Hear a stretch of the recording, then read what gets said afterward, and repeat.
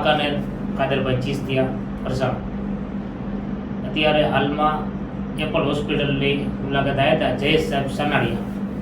સ્કિનની તકલીફ પહેલાં મારે હતી, ઘણી બધી જગ્યાએ મેં દવા લીધી, એમાં કાંઈ ફેર પડ્યો નહીં.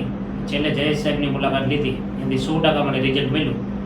આજે રિઝલ્ટ મને મળવાના હોવાથી મારા મિત્ર સાબુદ્દીન મારવિયા, એમને પણ તકલીફ છે, એમને હું અહીં લઈને આવ્યો છું.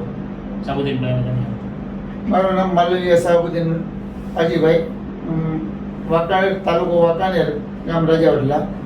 હું પણ કાદરભાઈની જેમ એક જે તકલીફ હતી એમને ખંજવાળની, જે શરીરની અંદર એલર્જીની એવી પીડા, મને પણ એવી તકલીફ થઈ, જેથી કાદરભાઈ ચિસ્તિયા પરસાણવાળા વાંકાનેર એમના સલાહથી અને વાંકાનેર પીર મસાઈક હોસ્પિટલના ડૉક્ટર ઇરફાનભાઈ ના કહેવાથી હું આજે પર્સ હોસ્પિટલની અંદર આવ્યો છું. અને મને જે તકલીફ છે કે જે ખંજવાળ આવવાની, મેં પણ 2-3 ડૉક્ટર પાસે વિઝિટ કરાવી, પણ મને ત્યાંથી પણ બહુ સારું એવું રિઝલ્ટ ન મળ્યું. અત્યારે હાલમાં સાહેબની મેં મુલાકાત લીધી.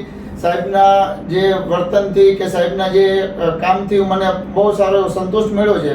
અને આશરે લગભગ 2018ની સાલની અંદર મારા મિત્ર, મારા બચપનના મિત્ર કાદરભાઈ ચિસ્તિયા, જેમને 2018ની સાલની અંદર જે તકલીફ થયેલી, એ જે ચામડીની તકલીફ કે ખંજવાળની જે તકલીફ હતી, એનાથી બહુ એને સારું એવું રિઝલ્ટ મળ્યું છે.